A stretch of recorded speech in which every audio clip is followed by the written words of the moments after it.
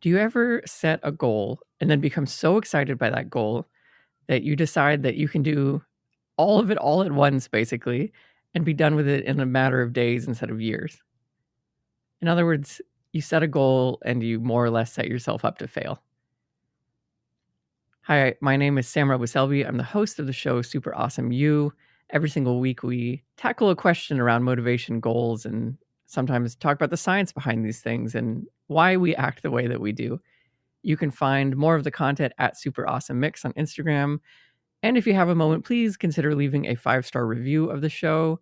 It helps other people find the show and helps them achieve their own goals. So, if you're like me, you often set a goal, you get really excited about that goal, and then you just want it right now. If you're also like me, you can fill your Instagram feed or your TikTok feed or whatever it is that you consume with a bunch of people who seemingly are doing things overnight. I recently watched a video of a woman who had started a 10 push up a day challenge, and she had recorded herself on the very first day that she was doing that. Her goal was to do at least 10 push ups every single day for a year. And then, she recorded herself a year later and she put it together in a quick 15-second reel. And the transformation is unbelievable. It's like, it's so crazy to see what, at least doing 10 push-ups a day will do for you over the course of a year. But I get to watch it over 15 seconds. But the reality is that she was doing it for 365 days, right? Presumably also because this is one of those habits that is probably a keystone habit, meaning that you do this one little habit and it's going to trigger and domino a bunch of other different habits, because as you get a little bit stronger, you feel a little bit better, you build your confidence, you might naturally increase the number of push-ups you're doing per day, you might eat a little bit healthier, you might add in other workouts, and the transformation really unfolds from there.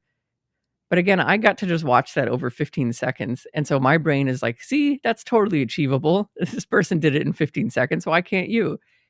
So then when I go out to set a goal of like, I want to run a marathon, I want to lose 30 pounds, I want to start a successful business, my brain is craving that instant gratification. We want to press the button and be hit with, dopamine and serotonin. We want all the feel good neurotransmitters to fire so that we get that gratification. Unfortunately, reality just does not work that way. It is really unfortunate. I can't tell you how much I fight with myself sometimes, wanting something now and realizing that that's just not going to happen. So how do you deal with this? Well, I was reflecting on my own journey over the last several years, and I did something, that I don't often do, which is like I looked back. And, we talk all the time about being present and looking forward and setting a goal and marching towards that. But I do think it's important every now and then to take stock in where you are and how far you've gone. So I was thinking back to kind of the beginning of this journey that I've been on, where I've been adding in all these habits that are very meaningful to me and habits that I had wanted for many, many years. But every single time I tried to do them, I would try to do them all at once. So, namely, I wanted to meditate every single day for 10 minutes. I wanted to start to do push ups every day.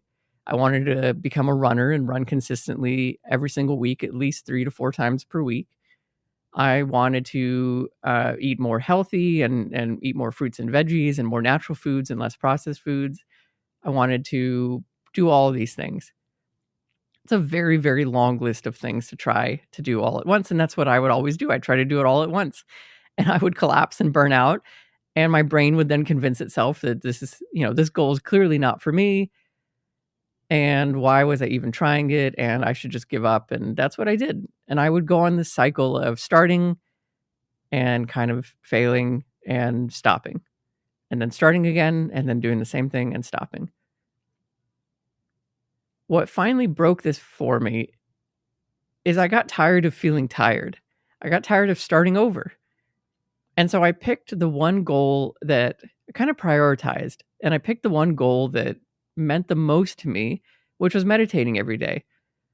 And I decided I'm just going to do it. I picked an app that I really liked. I happen to use Calm. In the past, I've used Headspace. You can also just go to YouTube and find some great meditation and meditators there that you can use for guided meditations. And I decided, okay, 10 minutes a day, that's all I'm signing up for. And I'm going to do this for a year. And for the most part, that was the only thing I did for a year in terms of like introducing this change. And I made it to a year. Now I'm coming up to 2.5 years, which I'm very, very proud of myself for. But that's only possible because I finally cut away everything else that I had wanted to do, knowing that life is a marathon of sorts. Life is a very, very long journey. I had time to add other things, and so I just picked the one that meant the most to me and that was the most important, what I believed I needed the most in that moment, and that really was taking 10 minutes a day to meditate and learn how to do that. About a year and a half into meditating every single day for 10 minutes, I kind of arrived at the conclusion that, like, I can add something else in. And for me, that became wanting to eat healthier. And so I, was fortunate enough to be able to hire a nutritionist, and it was an amazing experience. If you can afford one, or if your health insurance covers them, they often do. You can talk with a nutritionist, and she put me on a great plan. And I started to lose weight now. And I started to eat better, and I felt healthier. And so the combination of meditating every single day, which I continued, plus now introducing a better diet and being more mindful about my eating, like the two things really complemented each other. I felt great. And then I went from there, and now that I started to lose a little bit of weight and eat better and feel healthier, I added in running.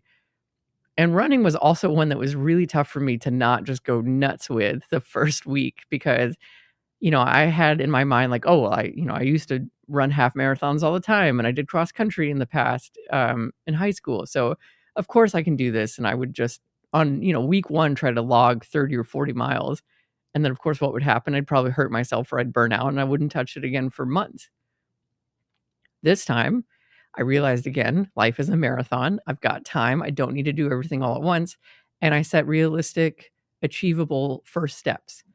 I wanted to just run once a week, and I would run with friends. I found some friends to do it with, and that helped a lot. And then I made it twice a week. And then I found programs to run to, and I signed up for a race in the future, which was another accountability check for me. And now I'm very successfully running and improving, and my times are getting great, and I feel awesome. But none of this would have happened if, again, I had just fallen into the old habit of trying to do all of it all at once. I absolutely would have failed again, and then felt frustrated, and no change would have been introduced. So as annoying as it is to not be able to just do everything all at once, that's really the only way I think that change sticks around. You can think of it as trying to set a foundation of a house before you build the house on top of it. It takes time to set. You can't just pour the concrete and then immediately start walking around on it and building the frame on top, right? You need to pour the concrete. You need to let it sit so that it sets and actually becomes concrete as we know it, and not just a mushy mess. And then you build the frame on top. And I think whenever we are habit building and we are working towards a goal, we are literally trying to build the house on top of a wet foundation, and the whole thing is going to collapse. Watch those videos of people, doing amazing things over the course of a year, but watch them knowing that it took them a year. And ask yourself again the question that I ask myself all the time, which is, if I had started something a year ago, where would I be today? Because the flip side of that question is, in 1 year, if I start this today, where will I be? And that is like an amazing thought, because years, I just said life is long, but years seem to go by very fast. And if you do start something really small today and you let it kind of simmer and grow, a year from now, I think you will find yourself in a completely different place than where you are today and where you started. You just have to trust in the process. You have to constantly show up for yourself, and you have to allow small progress to lead to big results.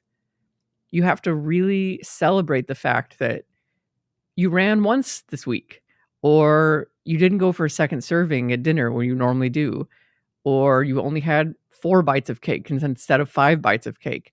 All of those things are victories. We talk about small victories, but they're still victories. And celebrate those things and keep adding and get a little bit better at it and a little bit better at it. And give yourself the space and the time to grow as a human being, to set the foundation, to let it become really strong before you add more on top of it. What I have found then too is there's like a meta thing going on here, which is that as you introduce new habits and you let them cement and become strong, you get better at introducing new habits and it takes less time for them to become strong. It's like you find like the quick dry cement, right? You can pour it and then maybe only it takes a week or two to where now it just becomes part of your life because your body is just like this amazing thing and your brain is this amazing thing and it learns how to learn. So we become even better and faster at picking up a new talent and introducing it into our life. But those first couple are going to be really challenging. So that's why be kind to yourself, as we talked about. It's very important to be kind to yourself and give yourself time to allow the change to settle in. And if you do that, there's really nothing that can hold you back, which is this song of the week. And it's by Macklemore. And it is Can't Hold Us.